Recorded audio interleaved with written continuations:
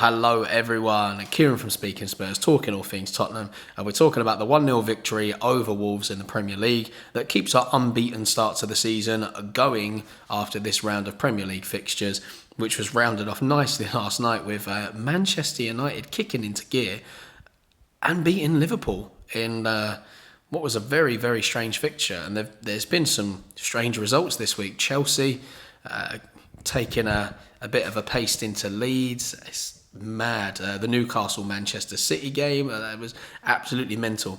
So, that's what we're talking about today. So, if you haven't done so already, please subscribe to the channel to show the support and help it grow. Don't forget to support the video with a like, and please leave your comments below. And before any of you mention it, yes, I've got a bit of a dodgy haircut going on. It's very hot at work, got frustrated and went, just have it off. So anyway, into it. 1-0 win against Wolves at the Tottenham Hotspur Stadium, where Harry Kane scores his 250th goal for Spurs in what was an edgy win. So Kane edged us in this nervy game against Bruno Lage's men at home. Wolves had 12 shots in the first half, but couldn't capitalise on them, to our pathetic one. And then from that game, Harry Kane's goal, that now means he holds a Premier League record. Yes, another record for Harry Kane for the most goals scored for a single club by one player, which is now 185 goals he has in the Premier League. That's one more than Sergio Aguero. The next man he needs to tick off the list is Andy Cole. Then it's Wayne Rooney and Alan Shearer. So Kane actually headed home the winner on the 64th minute after a flick on by Ivan Perisic from a Sonny corner. So Spurs have now won 7 of our last 8 home Premier League games, while Bruno Lage's Wolves are now 10 games without a league win. Conte paid tribute to Kane's achievement, but stressed the importance of team accolades over personal ones as we go hunting for major honours this season.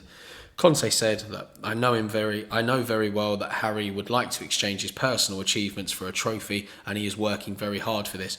We are talking about a world-class striker, but what makes me happy is not only with the ball we have a top scorer, we have a player that is involved and works a lot for the team. And he does. He's very selfish off the ball. We can see that in the amount of assists that he has for Sonny. He was the season, obviously, before Sonny got the golden boot, Harry Kane got the golden boot and was also top assist maker, beating Kevin De Bruyne. So, look, he's a very unselfish player. He's absolutely world class. Is he going to break Shearer's record?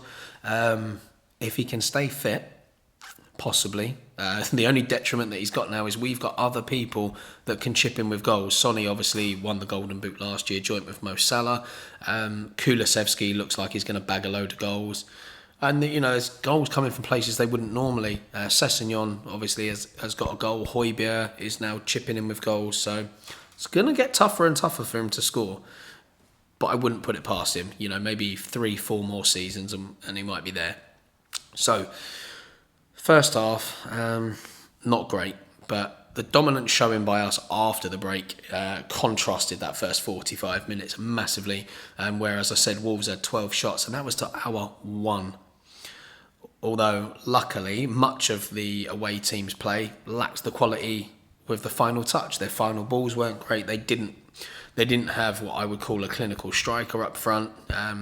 We all know what they can do when they've got the right people on the pitch. But, luckily for us, it just wasn't that kind of day for them. Some of the sections of our home fans actually booed the team off at half-time. I think if you were watching the game on TV, this was amplified a lot more than what it actually was. It wasn't anywhere as near as loud or as many fans as you think, but a lot of fans weren't happy from that lacklustre first-half display, and this has become a bit of a feature of ours. We tend to start really well for the first 5-10 minutes, and then we drop off massively, allow teams back into the game, give them too much possession. We don't really do much. And then Conte puts a rocket up them at half-time, and then we seem to have a much better second half. They were booed off at half-time, but Conte apparently gave them an absolute rollicking at half-time for that poor display. And, why wouldn't he? Fans pay a lot of money to come and watch games at the Tottenham Hotspur Stadium. It is not a cheap place to go. Football these days is not cheap at all. hence why I don't have my season ticket at the moment. It's, it's a lot of money to give up, and then it's travel. There was also the rail strikes. I think Alistair Gold was talking on his channel about the route that he had to take to get to the ground, and there are many fans that had to take more difficult routes. They'd made the effort to come during a difficult time when it's expensive as well, and that was what we were given in the first half. It wasn't good enough. But yeah, he definitely put a rocket up at half time, because they came out and we were much better. We came out in the second half flying a bit more. Kane hit the crossbar with another header before his actual goal. Sonny struck the post. And to us as fans, we would have expected us to come out and be more buoyant and in a confident mood after, Harry Kane got that last gasp winner against Chelsea last weekend.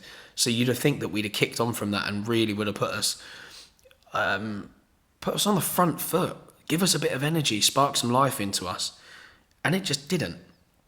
In fact, the spark was more from Wolves. They were good in possession, they were quick, they broke well, they pressed well, they made themselves compact, whilst we were a bit more erratic. If anything, I think we just looked tired. And it was almost a repeat of the first half against Chelsea in terms of sluggishness and giving the ball away. But, it took until the 45th minute for us to actually register our first shot on goal through Harry Kane. Having seen before that Podence and Guedes failed to take advantage of some great openings inside our box. And Wolves' best chance actually came just before the break, and Davinson Sanchez made a mess of trying to clear what was a simple long ball over the top, allowing Guedes in on goal, but Hugo Lloris forced him wide, and his pullback was then struck wide by fellow new sign Nunez. Balls over the top have been a bit of a problem for Sanchez since joining Spurs. His ability to judge the flight of the ball is sometimes lacking. On the floor, however, he's an absolute machine. He's quick, he's strong, he makes great blocks, he makes great sliding challenges. In this game, he made a challenge where he come flying across to cover for Davies and Dyer, beating them round to get the ball, and made a great challenge. I just think sometimes it's his focus. Pochettino said that Sanchez could be a world-class defender when we signed him, and look, he's shown glimpses of what he can do. He's got all the attributes there in the background. His focus isn't always great. His passing, I've mentioned it several times, his passing tends to frustrate me because it could be better. However, I think he's learning now that he just needs to quickly move the ball to the left or to the right and shouldn't take too many risks himself, which he hasn't been doing. But I think fans have kind of made their mind up on Sanchez, and a lot of people get hate on for him, and I don't think they should, because stats don't lie. And Sanchez, when playing for Spurs, we haven't lost in a very long time, or conceded when he's been on the pitch. He's done very well. It's over 7.5 hours or something like that. Mad that when he's been in the starting lineup. So there's something in it. Like, I'm not suggesting at all that he's better than Romero, because Romero is much better the defender. He's a better ball player. But there's something about Sanchez in the side that just works. And I think he's better when he comes in for a few games at a time. I think consistency is the problem with him. I think when he's had long spells in the side, these things have crept in. But if he can just sort out that bit of concentration when the balls are going over the top, then we've got a much better defender. But I'm not complaining. To come off the bench, he's a good option to have. Or to come in every now and again, good backup. That's what he is. I don't think you're going to get many defenders that are going to be happy sitting on the bench that are as good as Davinson Sanchez. So, look, he's done his job. He did very well again, apart from that one little error.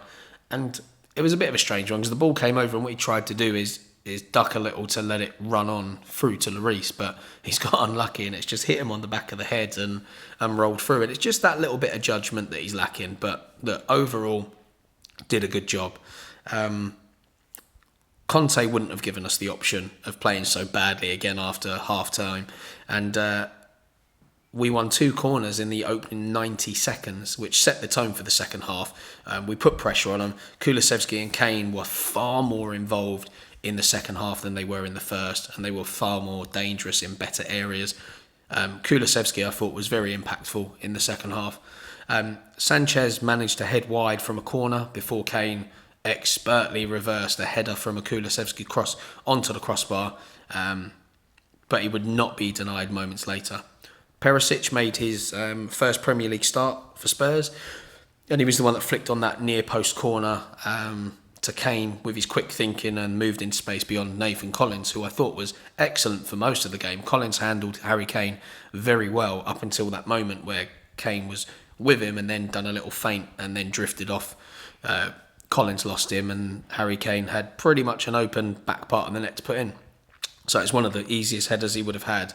And that released the pressure at the Tottenham Hotspur Stadium. Conte spoke about what had happened at half-time. And he said, look, half-time was a moment to analyse with players to improve the situation. We struggled in the first half. We played against a fast team. We suffered together, but Hugo Lloris didn't make a save. I tried to fix it in the second half with tactical aspects, but we had energy to press high and create chances. We played with important intensity and good pressure. The second half was difficult for Wolves. To get 7 points shows this team is improving in many aspects. We want to improve. It's not enough to fight for something important. There is a great chemistry, and that is important. So what he's on about there is, if you look to last season, we actually lost to Chelsea, Wolves and Southampton. And this time round, we've picked up 7 points of a possible 9. So if you're talking in terms of improvement, yes, it's good. And 7 points from the opening 3 games is a pretty good situation to be in, considering one of those games was away at Chelsea. We went 1-0 down against Southampton, and against Chelsea we went behind twice. So we've shown character to come back in these games. And what's interesting is we've actually been better in the second half of every single game. Now, Conte is obviously a man that works heavily on fitness.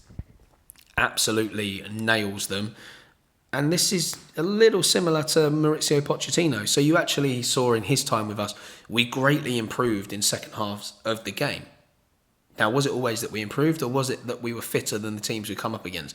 I think it's a bit of both. But with Conte, obviously, it gives them a rollicking. But the fitness is showing in second halves of games, because as the game goes, we play till the final whistle. Where other teams might start to blow a bit, we carry on going. And part of what he's been doing in the transfer window is to try and create a squad where we've got players that can come off the bench that almost match what we've got in the starting 11, which is great because that means you've got fresh players coming on with the same quality to hurt tiring teams. So all in all, yes, the first half was disappointing. Second half was much better.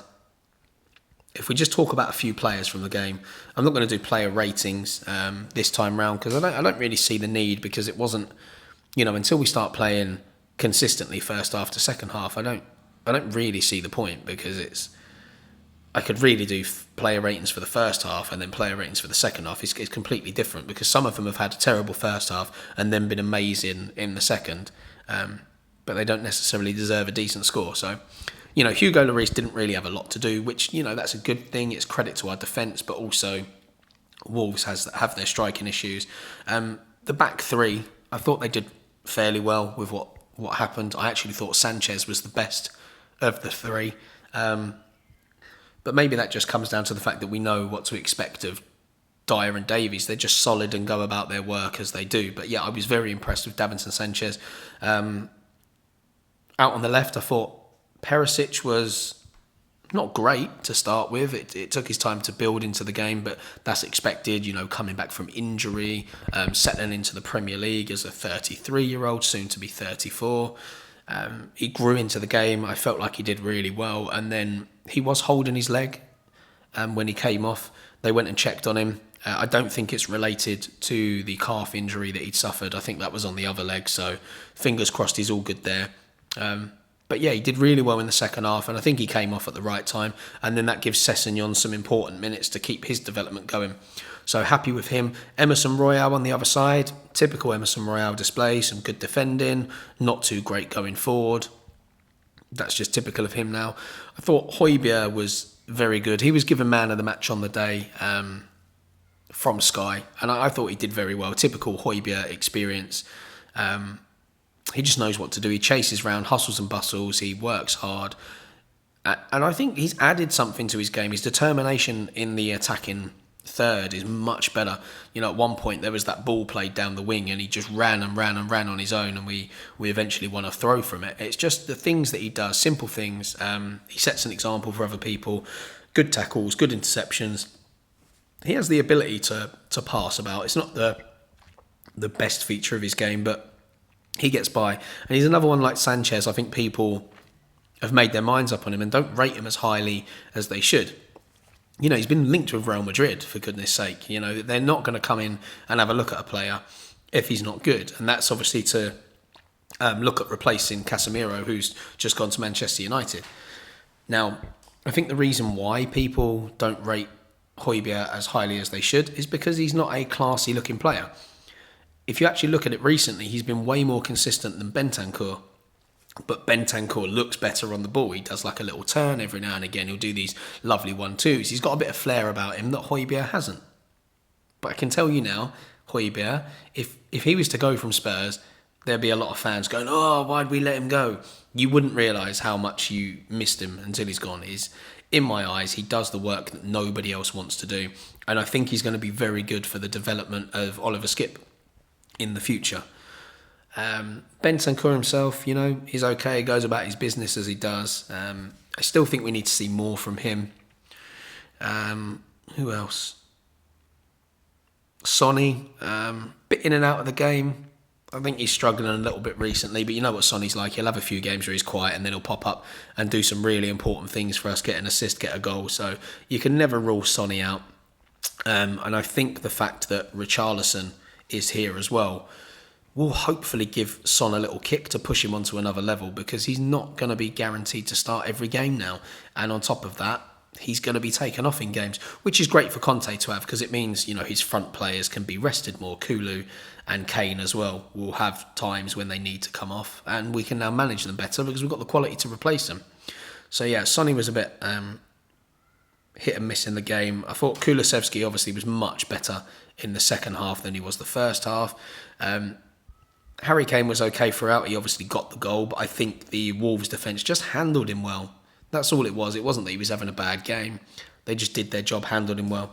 But yeah, Richarlison came off the bench again, and I thought he did okay. He showed his intent, showed his energy. He'll get there eventually. The one thing he will give you is work rate. He will work very, very hard for the team.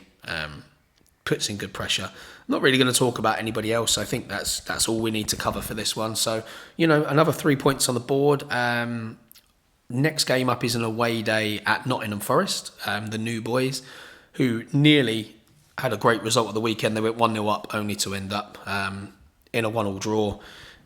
They've introduced more players into their squad than any other team so far in the window. So I think there's a lot of settling into the squad that their players need to do. It's very much a different side. They've got a good manager. They work hard. They work well. It's not going to be an easy game. So that is on Sunday at 4:30. That'll be live on Sky Sports. And then we head to West Ham the following Wednesday. That'll be an interesting one. But the good thing is Conte's got the ability to rotate the squad now. We've got enough players in there. I think we'll see a rotation between Sessegnon and Perisic. That could be very important. It will be interesting to see what happens with the right back position, right wing back, whether Royale will keep his position, or will Spence maybe get a chance in this run of games, or is Doherty finally going to get to play? I think the issue we've got is Doherty is better going forward. Royale is better at defending. If you could combine them two players, you would have one serious wing back on your side. Neither of them are slouches. They both work hard. They just have different qualities. And I think Jed Spence is somewhere in between the two. But because of his inexperience and age at the moment, he's probably not someone that Conte wants to go with just yet. But he will get his chance this season. So yeah, that's it for today. Hope you enjoyed it. Hope you enjoyed this weekend's football. Some big clubs dropping points, which is going to help us out. All these little things along the way. Obviously, the only downside is that the scum Arsenal have got maximum points from their opening games. But they've had an easier few games than everyone else. So we'll see what happens to them as time goes on.